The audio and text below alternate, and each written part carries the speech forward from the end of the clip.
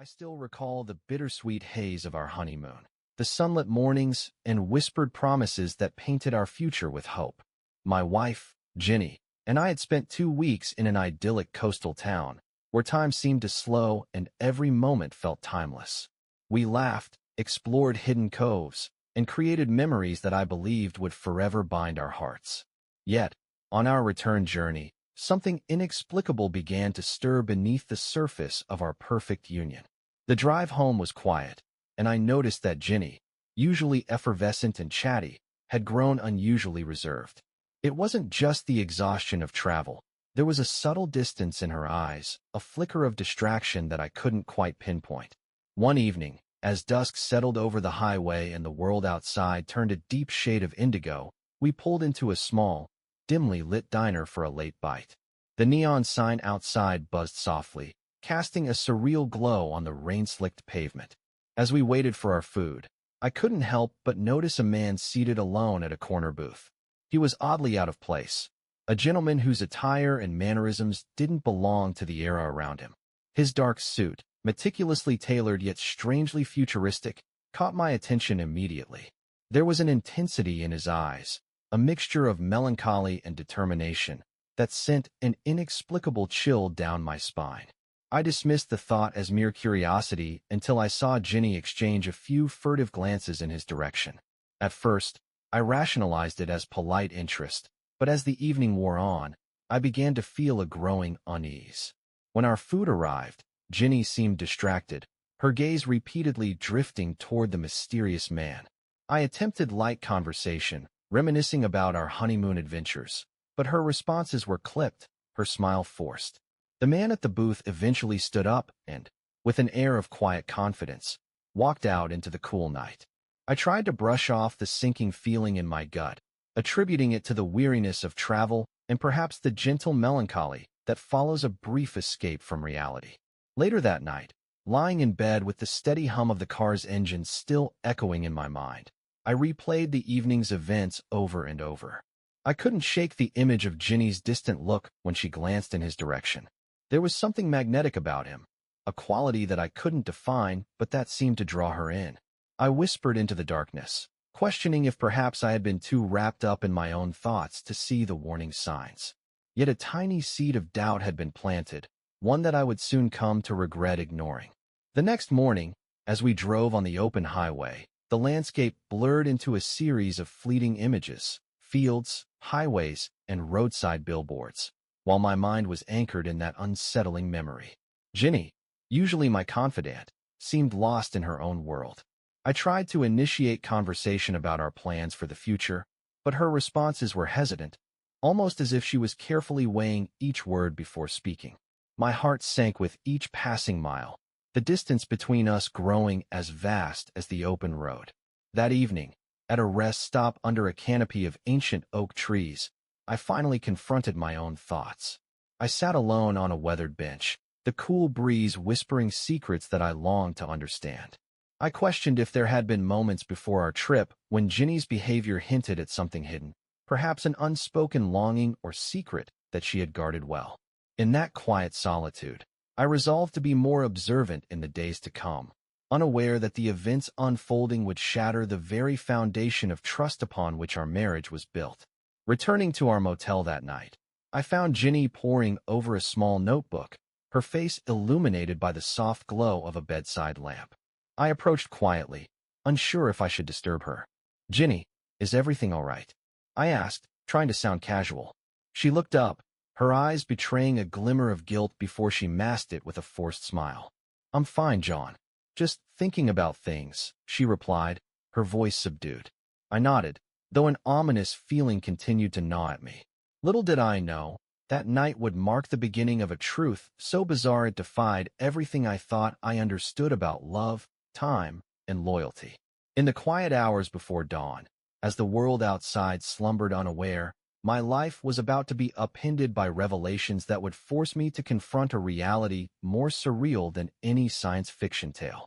In the days following our return home, a palpable tension settled over our once harmonious household. I noticed Ginny's behavior growing increasingly erratic. She would often retreat into silence, spending long hours locked away in her study. My attempts at conversation were met with vague reassurances and half-smiles. Yet, beneath the surface of her calm facade, I sensed a storm brewing, a tempest of secrets that threatened to engulf us both. Late one evening, as I was preparing dinner in the quiet of our kitchen, I heard a faint buzz of a notification on Ginny's phone. Curiosity, mixed with a growing dread, compelled me to glance at the screen. There, in a series of encrypted messages, was a conversation that hinted at something impossible, a man describing events and technologies far beyond the present day. The messages were laced with references to time, destiny, and a future where human potential was limitless. I couldn't make sense of it all, but one thing was clear. The mysterious man I'd seen at the diner had reappeared in her digital life. That night, unable to sleep and tormented by a tidal wave of questions, I confronted Ginny. I found her in the living room, curled up on the sofa, her eyes distant. "Ginny, I need to know what's going on," I said, my voice trembling with a mix of anger and hurt. "I saw messages on your phone, about someone, about time. Who is he?" For a moment, silence reigned. Then, with a deep sigh, she looked into my eyes as if summoning the courage to reveal a secret too unbelievable even for her. "John, there's something you need to understand," she began slowly, her voice barely above a whisper. "I met him during our trip in that diner. At first, I thought he was just an odd man with an interesting story, but then he told me things, details about the future, ideas that sounded impossible. He claimed he was from a time yet to come." I stared at her in disbelief, each word sinking in like a stone. "From the future?" I echoed, my voice harsh with incredulity. "Yes," she admitted, tears welling in her eyes. "He said his name is Alex, and he's traveled back in time. I know it sounds insane, but I couldn't help but be drawn to him. Everything about him was so different, so mesmerizing. He spoke of a future where people are free, where technology has solved our greatest problems, and his vision, it was intoxicating. The revelation hit me like a physical blow. My mind raced, struggling to reconcile the woman I loved with the betrayal that was unfolding before me. I demanded more details about their conversations, the messages, and how long this had been going on. With each hesitant word from Ginny, I felt a mixture of anguish and anger. She confessed that what began as a chance meeting had quickly spiraled into a clandestine romance. The allure of his futuristic promises, his otherworldly charm, had seduced her during a moment of vulnerability after our honeymoon. In that confession, I saw not only the betrayal but the unraveling of a mystery that defied logic. The more she spoke, the more I realized that this was no ordinary affair. Alex wasn't just another man. He was a living paradox, a symbol of an impossible future colliding with our present. His messages described technologies I'd only seen in movies, and his descriptions of what lay ahead were both terrifying and exhilarating. I felt a deep sense of betrayal, not only by Ginny, but by a universe that allowed such wonders and horrors to intertwine in our lives. That night, as I lay awake in our bed, every creak of the house and distant hum of the city felt amplified by the weight of my shattered trust. I questioned my own reality, wondering if I, too, had somehow been swept away by the allure of promises that seemed too fantastical to be true. The thought that my wife had chosen this enigmatic stranger over our shared life was a bitter pill to swallow. Anger warred with disbelief, and grief mingled with a desperate longing for answers. By dawn, the intensity of my emotions had evolved into a resolute determination to uncover the truth. I began sifting through Ginny's messages on my own, piecing together fragments of conversation that painted a picture both surreal and heart-wrenching. Every word, every timestamp, confirmed that the affair was not a fleeting dalliance but a carefully nurtured secret. I realized that the path ahead would be one of painful confrontation and soul-searching, a journey that would force me to question everything I once held dear. As the sun rose on a new day, the shock of betrayal still pulsed through my veins. The man from the future, Alex, had not only seduced my wife, but had also upended the life I knew. The lines between reality and fantasy blurred as I contemplated the implications of Ginny's confession. In that moment, I vowed to confront this strange phenomenon head-on, even if it meant challenging the very fabric of time itself. In the weeks that followed, Our home became a battleground of emotions. The revelation of Ginny's clandestine romance with Alex left me grappling with a tumultuous mix of sorrow, anger, and disbelief. I spent long hours in solitude, trying to come to terms with the reality that my wife had willingly ventured into a relationship that defied logic. Every quiet moment was haunted by questions. How could someone claim to be from the future? What did Alex promise her that I could not? Desperate for clarity, I sought out answers on my own. I scoured online forums, read articles about time travel, and even consulted a few experts in physics. None of it could explain the vivid details in Ginny's messages or the almost poetic allure with which she described Alex's visions of tomorrow. It was as though she had been transported into a different realm, a realm where the constraints of our mundane existence were shattered by the promise of a better, albeit uncertain, future. I recalled the first time I had seen Ginny's eyes light up when she spoke of Alex. There was an undeniable sparkle in them, a mix of hope and danger that made it seem as if she had glimpsed a secret only a chosen few were privy to. The more I investigated, the more I realized that the affair was not simply about betrayal in the conventional sense. It was a collision between our familiar world and an enigmatic possibility of what could be. Alex's messages were laced with references to futuristic inventions, new philosophies, and a radical vision for humanity. For Ginny, this was a revelation, a chance to break free from the confines of routine and embrace a destiny that promised transcendence. Yet, for me, it was a bitter reminder that I had been left behind. I found myself questioning if I had failed to nurture our relationship, if I had been too complacent in the face of life's uncertainties. In the silence of my study, I poured my thoughts into a battered journal, each entry a raw testament to my inner turmoil. I wrote of lost dreams and shattered illusions, of nights spent staring blankly at the ceiling, wondering how a love so strong could crumble under the weight of secrets and lies. One particularly stormy evening, as rain pounded against the windows and the wind howled like an omen, Ginny returned home from one of her secret meetings with Alex. The tension between us was palpable, a chasm that had grown wider with every unspoken word. I confronted her again, my voice trembling with a mix of fury and despair. "Ginny, why? Why did you choose him over what we have?" I demanded, unable to mask the pain in my voice. Her eyes, red-rimmed and distant, held a look of resignation. "John, it wasn't about choosing him over you. It was about choosing something I never knew existed," she replied, her tone a blend of sorrow and fervor. She told me of their meetings in secluded cafes, where Alex would speak passionately about a future that defied the present. He described technologies that could heal, cities that soared into the skies, and a new way of living that promised liberation from old constraints.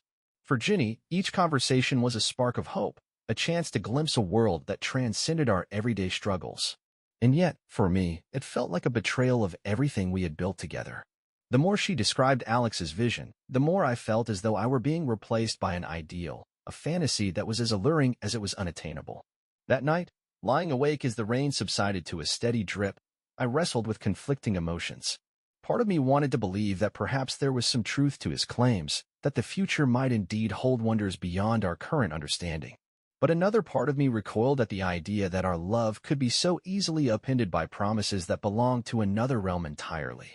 I questioned whether the man from the future was real at all, or merely a figment of Ginny's imagination, a way for her to escape from a life that suddenly felt mundane and confining. In the midst of my inner battle, I realized that I had to decide what I was willing to accept.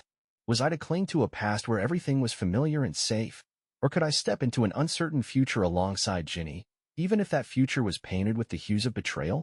The answer eluded me as I sat in the quiet darkness of our room, the only sound the steady ticking of a clock that measured the relentless march of time. Time passed in a blur of painful introspection and reluctant acceptance. The shock of Ginny's betrayal had forced me to confront the fragility of trust and the volatile nature of desire. I began to understand that our relationship was now irrevocably changed, marked by an encounter with the extraordinary, a brush with a vision of the future that neither of us could have anticipated. One day, I decided to confront Alex directly. I arranged a meeting at a quiet cafe, determined to uncover the truth about the man who had so thoroughly upended my life. When I met him, he exuded an uncanny calm, his eyes reflecting a depth of wisdom and sorrow that belied his youthful appearance. "I know why you're here," he said quietly, as if reading my thoughts. "I never intended to cause pain. I only offered a glimpse of what could be a possibility, not a promise." His words, measured and gentle, cut deeper than any accusation could. He explained that his journey was not driven by malice, but by a desperate search for answers to questions about destiny and free will. For Ginny, his words had ignited a fire of hope, a desire to believe that the future held something more than the monotony of the present.